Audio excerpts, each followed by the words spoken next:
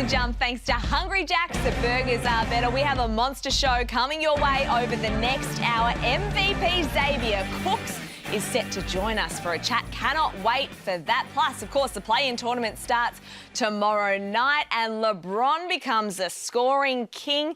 A historic night in LA. We will unpack all of that. Andrew Gazey, Leonard Copeland and Kane Pittman join me, of course. Gents, it's been a big day. It's been a huge day, a history-making day. King! The King has become the all-time leading scorer in the NBA, and it was a little emotional watching it to see how it all... Did you cry? I did not cry, but I'm just saying it was emotional, and it was just a pleasure to be able to sit back and watch it and see greatness unfold. I never, in my wildest dream, thought that record would ever be touched, and it was only a couple of years ago that I thought, well, hang on, he's going to hang on. He's 38 years of age, and he is not staggering to the line. He said he has 2 more years in him, too. He said that today. I got 2 more. Imagine the Well, numbers look, now. it is an incredible story. Let's take a look, though, at how it all unfolded. Looking for James. He's got it. Coming to the end of the third quarter. LeBron James, a shot in history.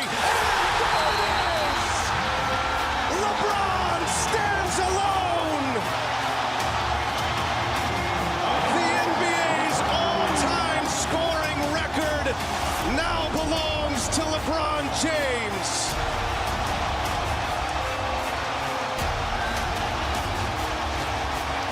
To be able to be in the presence of such a legend and great as Kareem, it means so much to me. It's very humbling. Please give a standing ovation to the captain, please.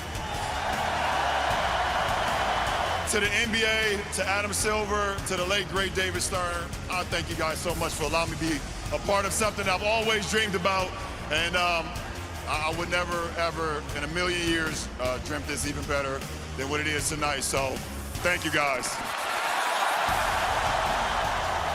It was a record that stood for nearly 40 years. You saw Kareem there, hand over the ball, Copes. I mean, what did you make of it? Because the stars were lining up. Denzel was there. Jay-Z was there to give LeBron a hug as well. Yeah, who is that? You know who that is? Oh, come on. I don't know who Jay-Z is. I don't know who Jay-Z is. I mean, John McEnroe was there. The stars were all there. I mean, it was an incredible moment. It was. Look, and I usually bag LeBron, but you got to give it to him. I usually give it to him. Is he the king? He's the king, man. When you can score that many points in your career and still do this, what you've been doing over and over, you got to give it to him. You know what? Because the stats, they all start coming, and what really hit home for me when I was reading about it, I think it's now 1,410 games. He has scored in double figures in 1,401 games. So only 9 games in the entire career. You got to go back to 2007 was the last time he didn't get in double figures when he played. And the scoring is one thing, but it's the 3 points made. He's in the top 10. Number 3 in assists. It's just something like that. But to have your name on top of that group is amazing. Imagine going home saying, But it also begs the question too, Kane. Is the GOAT conversation gone? Because he's now the all-time scorer. Michael Jordan, there's always this debate. Where is the king now? Does he firmly sit on top? No, he doesn't firmly sit on top, but I do sit back and I've said this before about Michael Jordan, I wasn't watching basketball when he was in his prime. That's why you watch stuff like The Last Dance and you absolutely love it. But what I do remember is when I started watching NBA, it was when LeBron started, and it's been 2 decades plus, and as we said, it doesn't look like he's slowing down. So the number is impressive right now. He's broken a 40-year record that Kareem has had. But he's going to obliterate it, and he's going to get to 42,000 points and 43,000. And then you have to compare what the titles mean, what the MVP means, what the records like that, and potentially the assists as well. Well, what do records like that mean? Because you are the NBL's all-time scorer. Is that something that actually means anything to you? Well, it means you've been around a long time and you've had a lot of longevity. Which the greats are, by the way. Don't be humble. That's true. No, but it is, and it's you need a lot of good luck because of your body being able to hold up, and he's taken a beating, and he didn't play college basketball. He went straight to grown man's basketball, and the expectations that he came into the league were off the charts. Yep. And he has actually, I think, exceeded that. That's very rare because of how high the expectations were when he first broke onto the scene. So it is quite extraordinary what he's been able to achieve. And like Kane said, He's averaging close to 30. There's still a lot more left. At 38 years old, too. Yeah. That's the crazy part for me. You're 38 years old and you're getting 30 points in the NBA. He's a Superman. And you guys spoke about that. Right? Like, in all honesty, and I am not making any fun. I mean, how did you feel when you're 38? Because he is... Tired, bro. Yeah. Tired. Yeah. Legs going. I'm tired, boss. I'm tired. That's my man in. So the Crypto.com arena was going absolutely berserk when he finally broke the record. Everyone, except perhaps AD. Take a look at this. What is going on here? So AD comes in, he sits down. This is just before the moment. Everyone's got their phones out, as you can see there. And here, he hits the bucket. Everyone's up and about, and AD's just sitting there. Copes, is he tired? Is he salty? What's going on? No, I think he knows. He's probably had that hug with LeBron before the game to say, congratulations, I know you're going to get it. Because did you see the suit LeBron wore when he walked into the stadium tonight? He meant business. So he probably just gave him a hug before the game, and I'm sure they'll have a little quiet drink after the game. Joey, what do you think? Well, I think that... Think you're salty? No, I don't. But what I think happens is when you see vision like that, people jump to conclusions, and sometimes the wrong conclusions. I don't think there's anything salty about it. He's also probably tired and just there, and he's come back. He's had a lot of injuries, and he understands they're going to have that moment in the locker room, and he's shared it in the love that he has for LeBron. I think has been evident. So, no, I don't. He could be worried about getting hurt, though, so he wanted to sit down. Yeah, no, you don't want to do a hammy, do you? Celebrating and jumping up. Hey, let's take one more look at the history maker here and run us through it, Gazey. Well, he's here. He's on the elbow. Now, they were going to him. The boy Giddey's there, too, Joey. That's right. Josh Giddey had a great game. And let's not forget that the OKC, they got the win. Yeah, they did. Now, here's LeBron, and Coach is not happy about this. He wants him to settle down a little bit. No. I mean, you're walking around with your hands up. We know you're the king. We got to give you the ball. We know you're number one. But you don't have to let them. We see this. It's all about you, Did LeBron. Kareem look happy? Kareem was not that happy. I don't know if Kareem would have been that happy. No, but I have no problems with that, Cubs. He's just become the all-time greatest in the history of the game, and he wants to celebrate.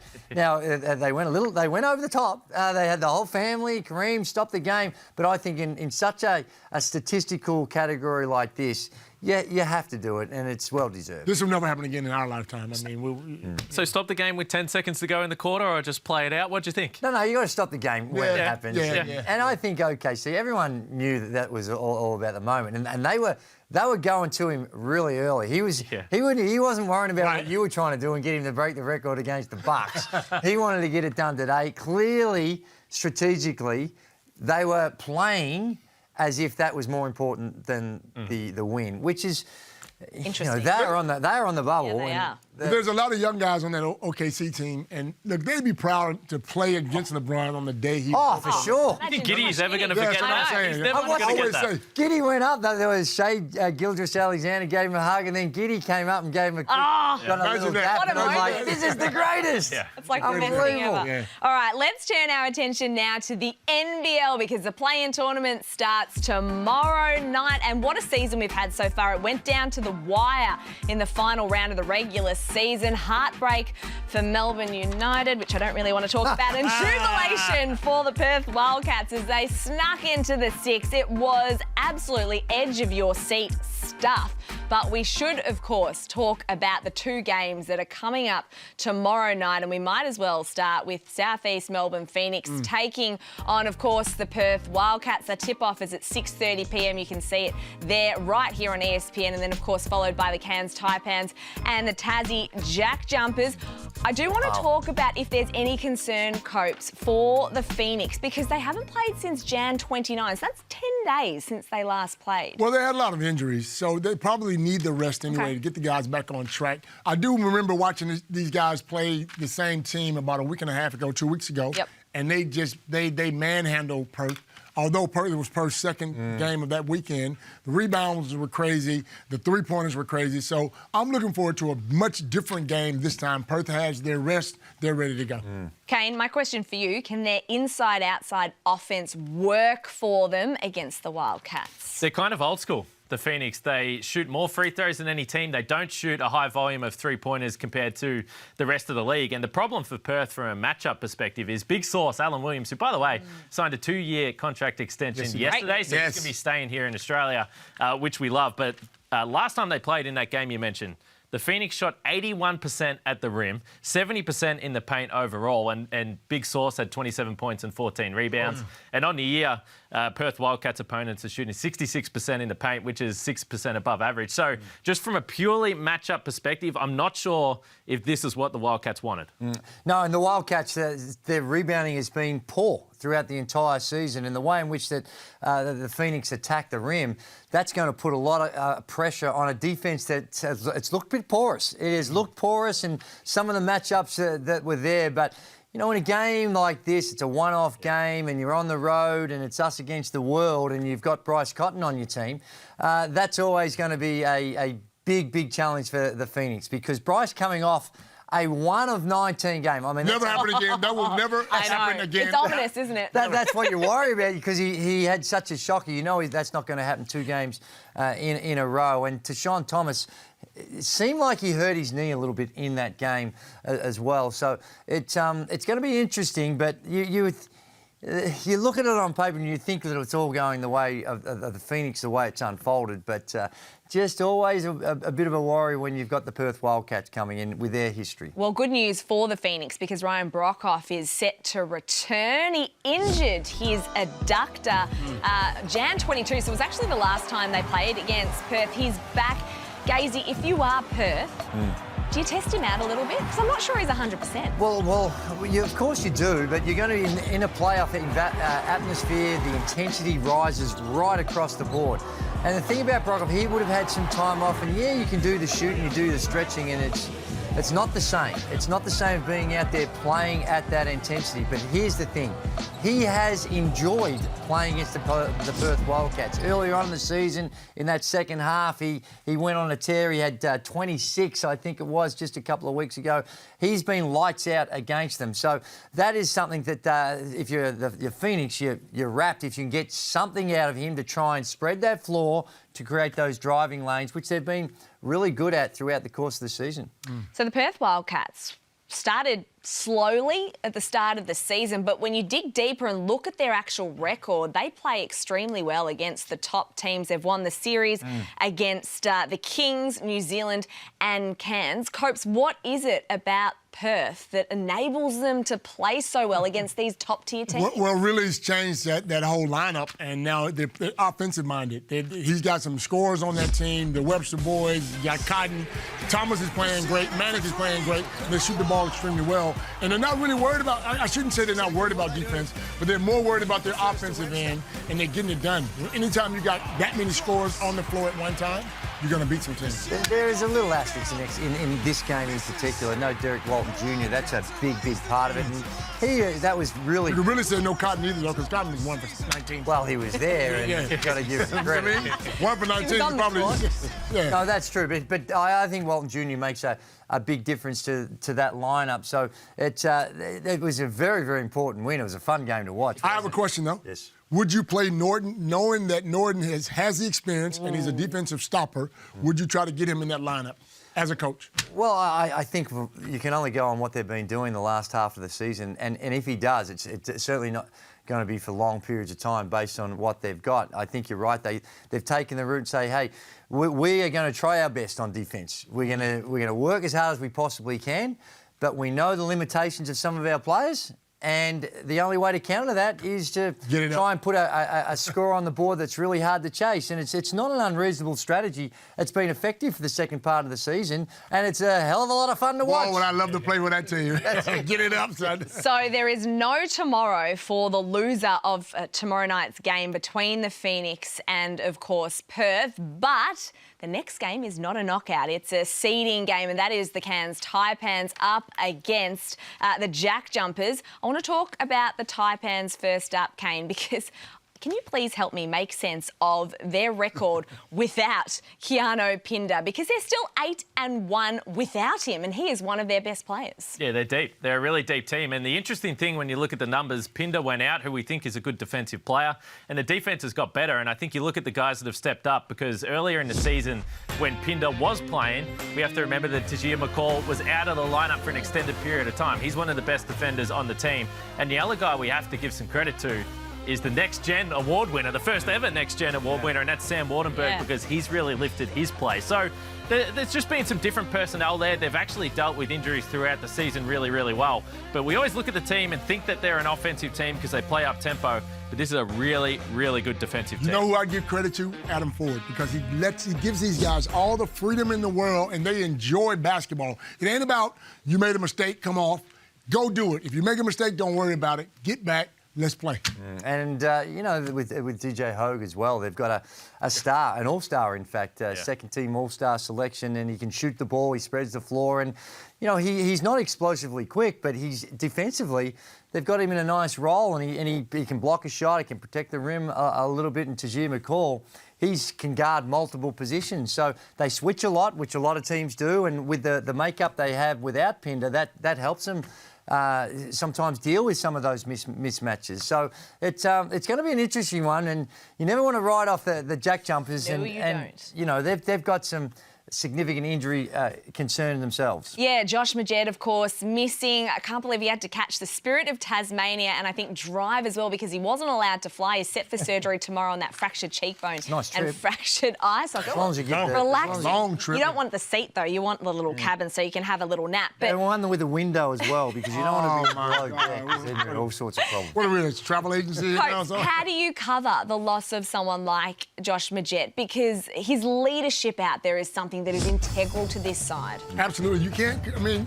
it takes a whole team to cover him because he's been there the whole year. But as you say, he's a leader, though. He runs that team. He gets them going. Now, he's not the best shooter in the world at times, but he runs, he puts people in place and gets those guys the ball. Doyle and those guys the ball in the right place. Well, if you had a choice, between those three imports they've got, you don't want to lose any of them, of course. Right. You need them all. But if you had to lose one, he is probably the one that they do have some decent backup. Sean McDonald is a candidate for most improved, and they've got, you know, Jared Weeks is another one that's got experience that can come in and fill some minutes. Now, they're not that same type of player. They're not that same distributor that runs the team, but they certainly have some backup on that area. And I think that you know, like I said, you don't want to lose any of them, but if you had to lose one of those imports, then he's probably the most easier to replace than the other two. And they have shown that next man up mentality as well. I want to know your tips, Kane.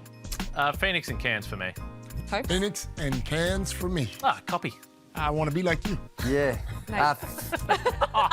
Just say who you think's going to win. Don't worry about being like us. No, Phoenix and Cairns. He hates it. I'm the only one that's going to tip Perth. Perth, then. Nice. Yeah. Nice. Perth and Cairns. All right, we've still got plenty more to come on the jump. It has been a drama-filled week in the NBA when it comes to all things trade. We'll unpack that, but next, newly crowned MVP Xavier Cooks is going to join us. Stay with us.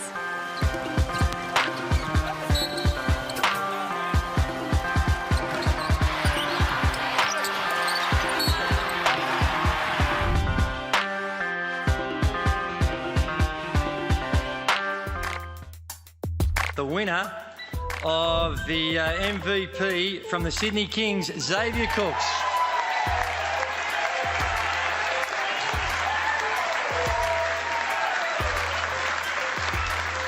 There's a lot of talent and a lot of competitive people, and it's been really fun to compete against you guys all year. The staff, front office, fans, sponsors, everyone at Sydney Kings, thank you guys. My teammates, my dogs, I love you boys, thank you guys. My family, in order for all us to be here, a lot of people got to make a lot of... The MVP himself, Xavier Cooks, is about to join us in just a minute. But last night, Kane, the Gazeys, we were all there at Crown. It was a terrific night. In particular, because the last 2 years the awards have been done on Zoom, so it was actually nice to be all together in one room. Yeah, well, I'm not used to those types of fancy events. You had to tell me where we were going in this room, but it was good. It was good to get dressed up. Yeah, it was really nice. Let's recap some of the winners, of course. Adam Ford, well, we've got Xavier Cooks there, the MVP, but Adam Ford was the coach of the year, and that's an incredible story in itself because Cairns, they finished 9th last season. Just the 9 wins, he's taken them to 3rd so far, but it was a pretty tough category. It was. That was probably the one award. MVP was very close, but I think Coach of the Year, you would have been happy whoever walked away with this award, but the story for the Taipans is great. They come from near the bottom of the ladder, really nailed their imports, as we just discussed. Their roster is bought in from the start. And I think if you look at Modi Mayor with New Zealand and Adam Ford in Cairns, great motivators. It just looks like this team, whether it is injuries, overcoming different adversity through the season, they've really been faultless to this point. And the Defensive Player of the Year, there was plenty of controversy when the nominations were announced, but Antonius Cleveland, just truly a worthy winner. I mean, on multiple occasions this season, he has single-handedly got the 36ers over the line. Yeah, he's an absolute terror on the defensive end, and I wasn't all that surprised that he won. We spoke about the votes last week, but I remember back in pre-season going to Darwin and asking different players and different coaches about who they didn't like going up against defensively, and they all unanimously just about said Antonius Cleveland because he is just a terror on that end of the floor. So I wasn't surprised he won, and I thought he was a pretty classy speech. He mentioned Justin Simon, DJ Hogue, Jarrell Brantley, all these elite defenders that weren't finalists. And we should mention too that Cairns absolutely cleaned up at the awards last night too, because Keanu Pinder, of course, was most improved 2nd year in a row, and then Sam Wardenberg takes out the first ever Next Generation Award. And also Executive of the Year they got as well. So they really owned the night. New Zealand had a pretty good night overall here. But Wardenberg I love because we thought that he was the lock for Rookie of the Year. The league changed the credentials for this award, the criteria for this award right before the postseason. But the players and the coaches still went ahead and voted for Wardenberg. But as you can see, it was pretty close there. And I think a lot of people thought that Sam Froling was maybe the favourite. So maybe a little bit of a surprise, but Wardenberg's had a great season. Yeah, I thought Sam Froling might get the job done. Let's take a look at the voting, though, for the MVP. And Xavier Cooks, 120 votes. Bryce Cotton next best with 96, and then Mitch Creek. But all three have had phenomenal seasons. But Cooks, we probably picked it before the night. He's just been a cut above. Yeah, I'm a little surprised that Mitch Creek was 3rd there. Yeah. But I would say the one theme with Bryce Cotton and Creek is that their teams have had different struggles, particularly with the Phoenix, lots of injuries, and Creek has just played every single night, 36, 37 minutes, and Bryce Cotton's in the same boat. But best player on the best team, Cooks was a worthy winner. Well, it was all about Xavier Cooks last night, and the MVP himself has been good enough to join us. Over to you, Gazey and Copes. Thanks, Nat. It was a great night, and it was an incredible race for the MVP, Copes. And there were 3 standouts, but a very deserving winner, a man who's guided his team to the #1 seed throughout the course of the season with the Sydney Kings, and I speak of none other than the superstar Xavier Cooks. He's been good enough to join us this evening. Xavier, congratulations on winning the MVP award. It was an awesome night. I'd imagine today you would have been flat out doing interviews all over the place. Yeah, it's been a pretty busy day, but yeah, last night was awesome, especially to have the whole league back together in the same room. It was a great night. And Xavier, what does it actually mean to you? Because you are a product of a basketball family. One of the all-time crazies, your dad was a superstar, Eric Cooks, and you've been around the game the whole time. What does this actually mean to you as far as your journey? It means a lot. It means a lot. And it means lots to my whole family. You should see my parents' emotions last night when I received the award, and it means lots to everyone around me. And it's kind of hard to put into words still. And I'm really not trying to think about it too much. I'm trying to, focus on the playoff. I'm not trying to get a big head or anything, but yeah, it means a lot. And when you look at where you guys in the season that you've had, it's been a great season overall. Last weekend, the old doomsday double, Coach. They got to experience what we had to do. They still get a day off in between, these new folk. But you come away with a couple of losses. Does that dent the confidence at all? Not too much. We're a pretty confident bunch, and we know we didn't come out and play with the right intensity we need to win a game, and we're not going to do the same thing in a playoff game. So we're not too shaken by it, but it kind of showed some knocks in our armor a little bit. We can work on in this time. Now, Xavier, tell me, how is the team going? How's the body going? A couple of injuries here and there. Are you guys prepared for the playoffs? Oh, for sure. I mean, we've been one of the luckier teams in this league. We haven't had too many serious injuries, unlike some of the other guys around the league. So we're feeling pretty good. We've had some time off since what we played on Sunday. So we're all good. We're all good. And your last 12 to 18 months has been quite extraordinary. You win a championship with the Kings. You're the grand final MVP. You go over New Zealand. You're an MVP over there. You come back here. You're guiding the Sydney Kings. I mean, do you feel like you're living a dream right now? Oh, for sure. It doesn't really seem real right now, but I'm sure it will in the off season when I time to, dwell on a little bit. But I'm just riding this wave and I'm loving it. Now, Xavier, who do you model your game after? I say Draymond Green because you're not really a shooter, but you get the job done. I see that look. Who do you model your game after? Draymond's a winner, so I don't mind that. Draymond's a winner. Whatever it takes to win games. But someone like that, maybe like a Nicholas Batum or someone that just does a little bit of everything, just whatever the team needs to win games. And what about the confidence with your shot? We're trying to focus on the positive here, but sometimes, we've got to just deal with some of the issues. Real, man. Keep it real. That's the way. Just got to keep it real. And, from the free throw line, a little shaky from time to time. Is it more? Because I've commented a lot. The technique, sure, there's some areas you can improve, but it's not terrible. Do you feel it's more in your head when it comes to your perimeter game and your perimeter shooting? I think so. I mean, on days where I start the game shooting off the ball well, I normally go the whole game shooting the ball well, sorry. And the days where I come out not shooting the ball well, I do really get in my own head and it really doesn't turn out well, trust me. It doesn't turn out well at all. But I'm still learning. I'm still trying to get better as a basketball player, and that's one of the things I've got to work on. Xavier, there's been a lot of scouts come out over the last week or so, the last couple of weeks. Have you been able to concentrate firstly, and have you talked to anyone about going to the NBA? No, I've done a pretty good job of it. I always told my agent, man, you just handle this business. I trust you to death. You handle it and just let me focus because the more distractions in life, it doesn't turn out well on the basketball court for myself. And, I'm just trying to eliminate all that stuff right now. Well, you spent some time at playing over in the United States at Winthrop. If you had your choice, what city would be the greatest attraction for you? I like Charlotte. I actually like Charlotte. My brother lives in Charlotte. Winthrop's about 20 minutes from there. Their culture's a little bit shaky right now, so I'm not sure about that, but I like the city. And when you think of Winthrop, because a lot of youngsters these days are using the college route to try and further their basketball careers, talk about your journey and through Winthrop. Is it something that you look back on that, with your kids, when they get to that age, you'd be encouraging them to take that route? Maybe. I mean, the way the NBL is going right now, I think the Next Stars program is unbelievable, and I'll probably go that direction now. But back when I was going to college in 2014, it wasn't the same way. And I loved college. And I went to Winthrop as a smaller school, so I got the opportunity to really grow as a player and make mistakes as a freshman and still get to play through that. And that helped me, in the later years of my college career, really have the confidence to go out there and do my thing. And we all know that sometimes they're going over there for the basketball, but you do have to hit the books. You do have to get coached. Yeah, these days you do. Back in our day, you didn't have to hit anything. What did you study when you were over there? Next topic. Sports management. Nice. Nice. And when you think of what's going to happen with your future, Coach mentioned the NBA, but if it's not the NBA, do you have these ambitions to explore the world? Would Europe become an option, or are you just content playing here in one of the greatest leagues of all time? I mean, the way this league's going right now, I feel like I'd be silly to leave. Just the way the style of the game, it really suits it's a really fast-paced league. And the whole Europe 10-month thing, I love seeing the world. And it was really cool when I was fresh out of college, but I kind of like the way that the NBL is set up. Maybe Japan or something like that, but I'm really happy in Sydney right now. Xavier, what about the Boomers? Do you have any hopes of making the Boomers team? I have a lot of hopes for it, and I hope that it comes true. But obviously, it's a really tough team to crack, and there's a lot of guys, especially in my position, I'm going to be going against. It's going to be a really tough team to make.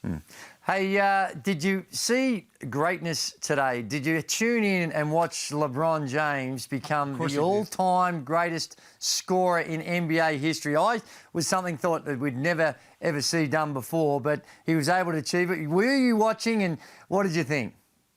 I was watching, and the way he did it, I mean, he was so efficient. He had 36 in 3 quarters, so that speaks of his greatness. And even listen to him after the game talking about he is the greatest player of all time in his opinion. Imagine being able to say that on national television, to stand there man to man, to say I'm the best player of all time. Like, that's a pretty cool thing to witness. So obviously you're a LeBron James fan. Have you ever heard of a guy called Michael Jordan? I think Michael is the GOAT just because of what he's done for basketball and like the time era. But in a one-on-one battle, I'm taking LeBron James. But in a context of, I'm probably taking Michael Jordan as the GOAT. Hey, thanks for everything you've done this season, particularly some of those high-flying dunks. Oh, nice. Coach. Now, is that something that you try to add a little extra something? Because we see you going up there, pulling that thing back, doing all sorts of crazy stuff. Is that practices, or is that just something you read in games? That's more of a personal battle between me and my dad. I mean, I'm trying to get a better catalogue of dunks than he had in his career. So we've been talking about this all year long, and I'm going to keep trying to add to that catalogue. Now, Zay, talk a little bit about Chase Buford. Is he a good coach? Do you love him? Tell me a little bit about him. He's a great coach, and I love him to death. I mean, the man's got a crazy basketball IQ. He understands his plays, and he understands how to win. You know what I mean? A lot of teams don't know. They play different systems, but he finds his players to play in his system. No matter what the plays he gets, he'll make it work. You know what I mean? Some people are always going to say, I'm going to always run flex. I'm always going to do this. He finds where his players' strengths are, and he really works with that, and I love it. Well, you have the chance to do something special back-to-back. Everyone's gunning for you because you guys are the champions. What do you make of this run you've got ahead? Tell us about the challenges that you're going to face, and what's going to be the biggest challenge throughout these playoffs?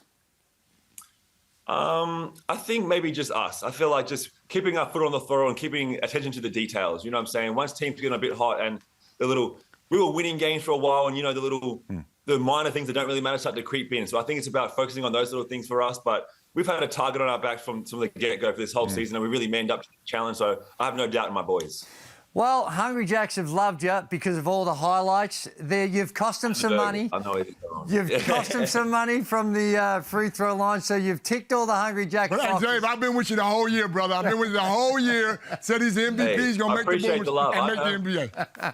I appreciate it. I don't know. I heard it all. Good, brother. Good. No, we've all loved watching you play. Good luck throughout the playoffs. Congratulations on what you've been able to achieve personally this season with the MVP award. And I hope to see you in that green and gold jersey real soon. And all the very best for whatever lies ahead after this season. Awesome, fellas. Thank you guys. Thank you guys for the love. Thanks, Dave.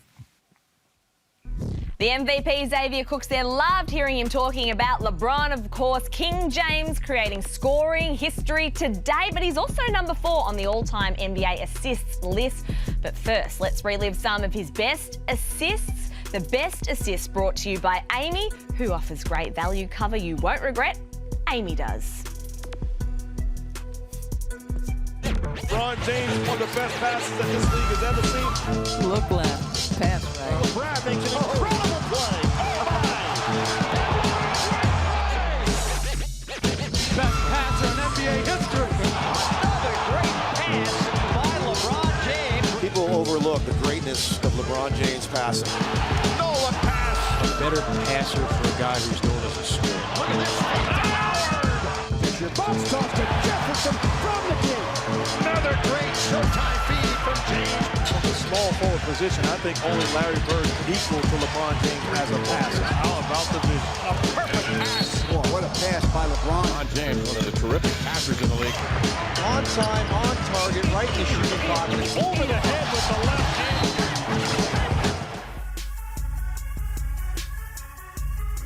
I can't sit here and say I'm not disappointed on not being able to land such a talent, but someone that I had great chemistry with and know I got great chemistry with on the floor that can help you win championships.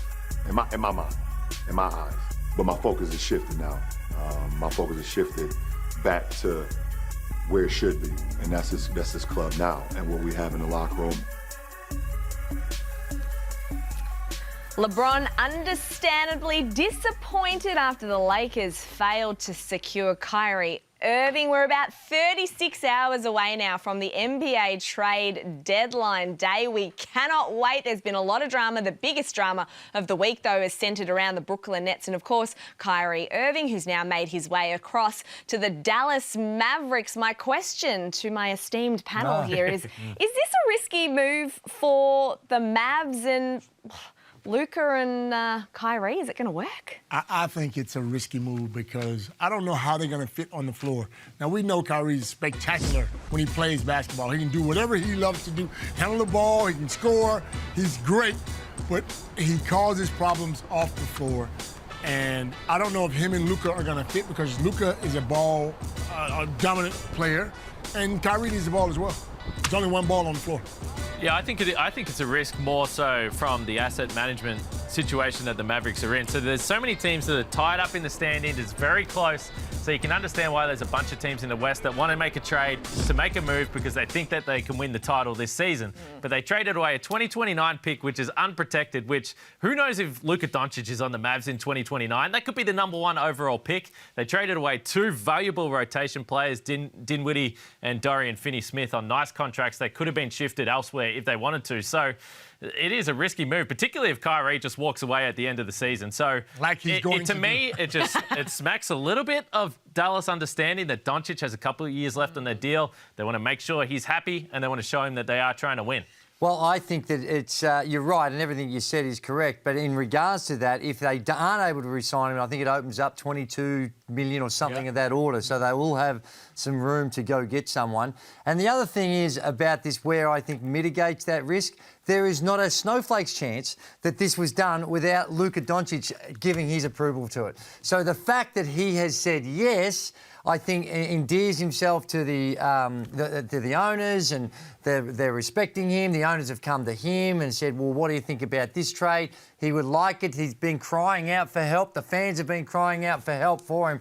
They've got a high-quality player that, provided he's not off doing cuckoo stuff, then he's an elite player. Do you think it's going to work on the floor with those 2 guys and the 1 ball?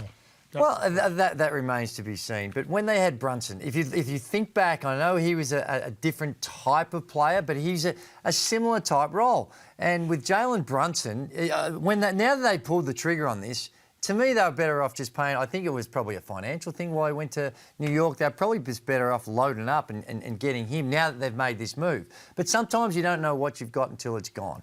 And they're thinking that they can find a way through it, or they haven't been able to find a way through it. And it's a buyer's market right now because there are so many teams. Well, there's still probably 13 teams in the West that are all thinking they've still got a chance. And because of that, Dallas goes, well, hang on, let's go all in here because it might get us over the hump, might get us in the playoffs, and who knows what can happen. Well, one thing is for sure, there is no love lost between Kyrie and the Brooklyn Nets. This was his parting shot on the way out. Just sitting in the seat today, I just know I want to be places where I'm celebrated and not just tolerated or just kind of dealt with in a way that doesn't make me feel respected. And there were times throughout this process when I was in Brooklyn where I felt very disrespected, and my talent. I work extremely hard at what I do. No one ever talks about my work ethic, though. Everyone talks about what I'm doing off the floor. So I just want to change that narrative and write my own story and just continue to prepare in the gym. And now that I'm in Dallas, just focus on what I can control, like I said. And, I'm always going to be close with those guys in Brooklyn, just like I'm close with the guys in Boston, just like I'm close to the guys in Cleveland. It is a team competitive sport, but we care about each other's families way more off the court. So I know the relationships will extend off. I'm just focused on preparing to win. Kane, what did you make of those comments? A little whack there on the way out. Yeah, it's interesting because it makes me think of what you were just talking about, Gazey. So if Luka Doncic wants Kyrie Irving, we understand why, because he is elite and he is a player that can lift you to a title. But Kevin Durant also wanted Kyrie Irving, and the players in the Boston roster wanted Kyrie Irving as well. So the problem is the players don't always have the best judgment in terms of bringing guys there. And if Luka did decide in a few years, well, this didn't work out with Kyrie, you traded for Kyrie, I'm annoyed by this, and they can just leave. So the problem is you can be tantalised by Kyrie Irving as a player. But the other thing, to say that you're disrespected, there is 36.93 million reasons why he was respected. That is a lot of loot. And he was respected by that That's man right. there. And Kevin Durant, he is a star. Let's talk about him now being on the market. What are the Nets doing? Are they going to blow this up and start again? They've got 3 first-round draft picks. Surely they're going to go out there and try and get a star just to rebuild things with KD. He ain't going anywhere, is he? Yeah, no. Well, Boston Celtics are the one. And it really comes down to what they want to do, whether they want to blow this up. You would think that with what's happened with Kyrie, some are saying this is a great thing. And the recent form of Thomas, who's just been unconscious, 3 40-point games. They're going, Kyrie who? But we all know it's a bit more than that. KD's still got to come back. But if you get KD right, Ben Simmons comes back to the Ben Simmons we know, Thomas continues to grow. That is a very, very good nucleus to build around. Well, on Ben, Kane, are you hearing anything? Are Brooklyn looking to try to offload him at all? Well, I think that Brooklyn would be looking to make another move to get another player alongside Kevin Durant. I don't think that they would move KD because he's in his prime. And when he's healthy, I know he's had injury problems, but he's still a top 3 player in the world. But the problem for Ben Simmons was at the start of the year was perfect because you had Kyrie the scorer, you had KD a scorer, and Ben Simmons was the 3rd guy, and he didn't need to score. Now he's their 2nd best player probably, so they're probably that 1 star short. So, look, he hasn't had a great year to this point. We know we had to be a little bit patient, but I think that they'll be looking to make another move to add to KD. Absolutely. I think KD now. KD better get, if he doesn't get help right now, he's going to ask for a trade by the end of the year. Get the man some help. You got 36 hours to do so. I'm sure the Brooklyn Nets are making plenty of phone calls, and we'll wrap it all up next week on The Jump. Truth or Trash is still to come. Stay with us right here on ESPN. Tomorrow as well, it's a box office Thursday. We start with a battle in the East, the 76ers and Celtics going head-to-head, and then it's Luka and Kyrie teaming up as a new look Mavs face off against the Clippers. All of that coming your way tomorrow from 11 a.m.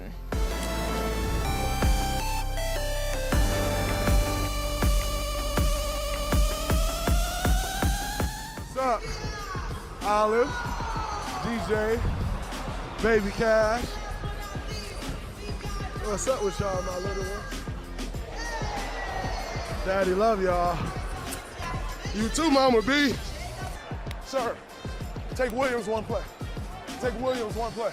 Hey, over here, over here, over here, over here, over here. Doing a hell of a job, bro. Absolutely, impressive, bro. Every rebound, nobody leaking out. Whoa. Appreciate you, bro. What's up, man? You good? You good, man? Hey, you good? Ah! Good to see you, bro.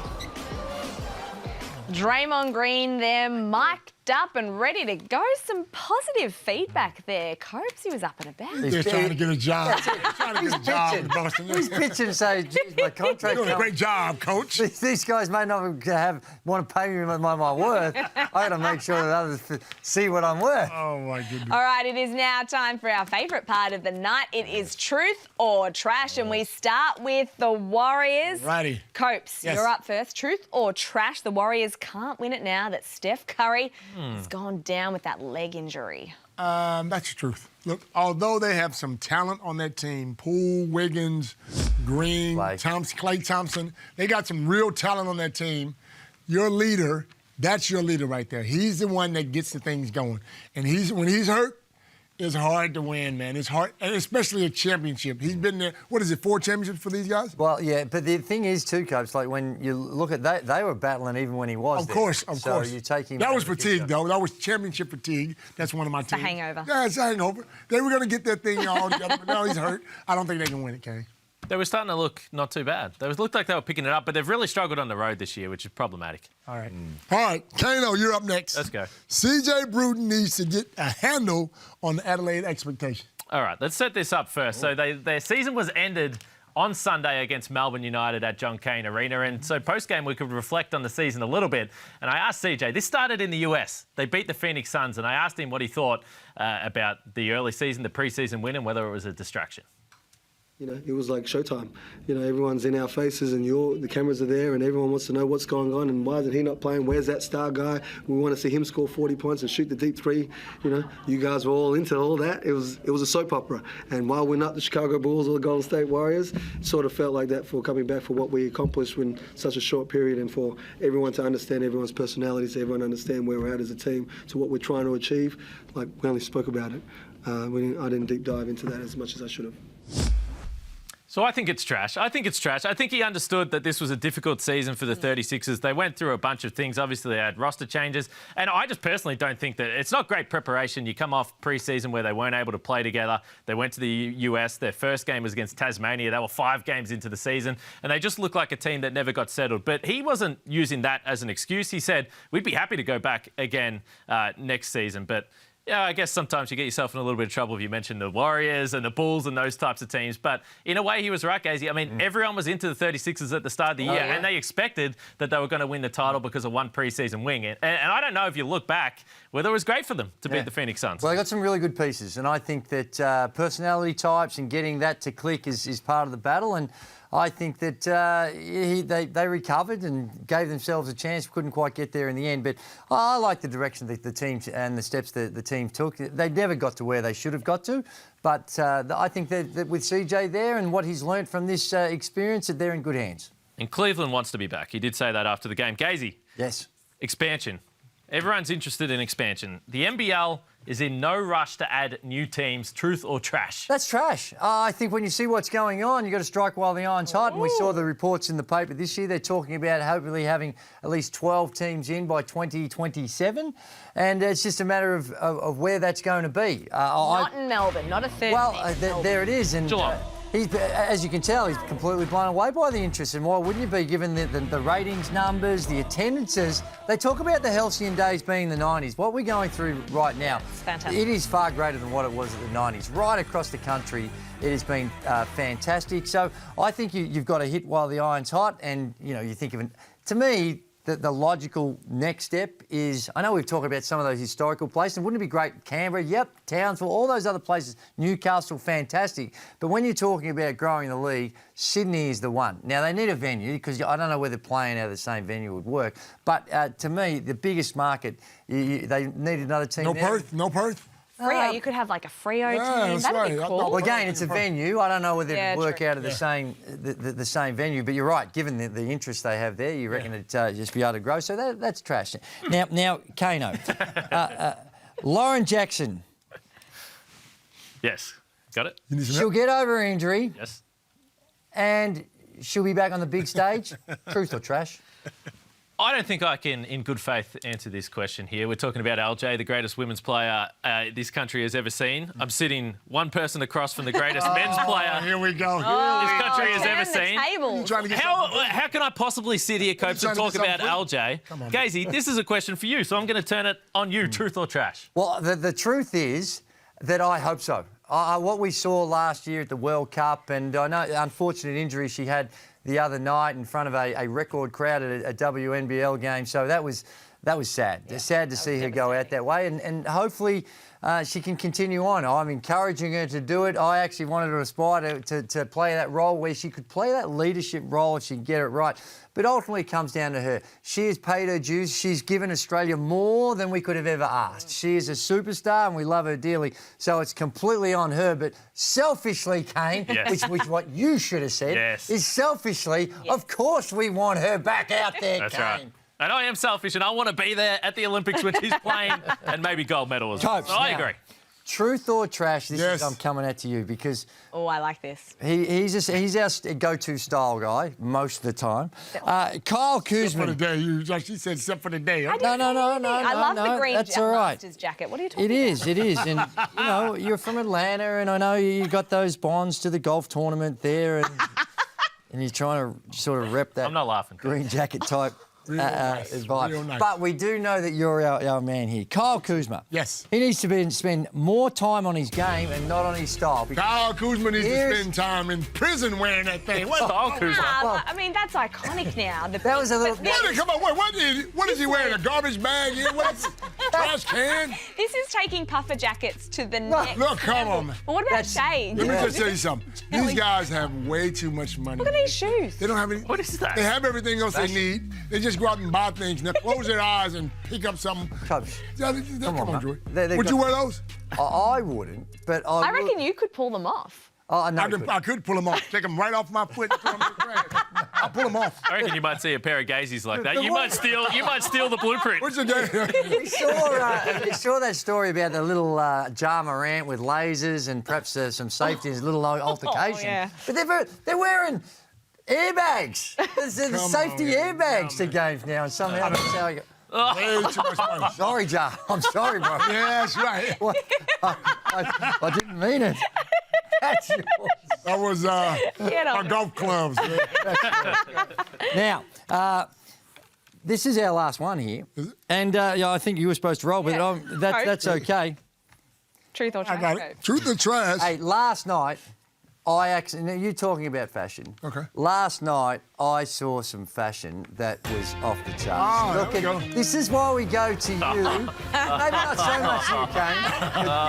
Look at that. Look at that. Wow, you guys look great. Yeah, we look good. Kane said this was the most embarrassing 60 seconds of his life. I'm sure there's been more embarrassing 60 seconds, but Kane, you loved it. You loved every minute of it. All right, let's get to a break before we lose. All hell breaks loose on this show. We'll be back to wrap things up in just a moment. He wasn't holding hands with anyone when he walked out, so it can't.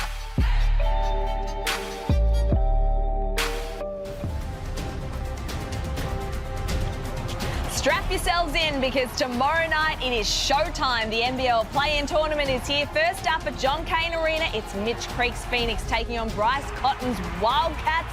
Then it's over to Cairns. No Keanu Pinder. Can the Taipans get the job done against the Jack Jumpers? Tune into ESPN tomorrow night to catch all of the drama. We cannot wait. It's going to be an epic night of hoops. I want one thing from each of you. We've got about 30 seconds left. What are you looking forward to, Kane? I'm looking forward to elimination game. Bryce Cotton. We talk about the Perth Wildcats, maybe defensive problems, but they're also the #1 offense in the league. Copes? I'm looking forward to Kyle Adnam coming off the bench and knocking down some threes tomorrow. Gazey? I'm looking forward to seeing who wins out of the depleted teams with 2 stars missing from the Cairns Taipan. Nice. It's all happening tomorrow night. I didn't get to finish, Mike. That's enough. Cut you off. We're gone. Thank you so much. Enough, Tune in tomorrow night. We'll be back next week. I just need to finish a sentence.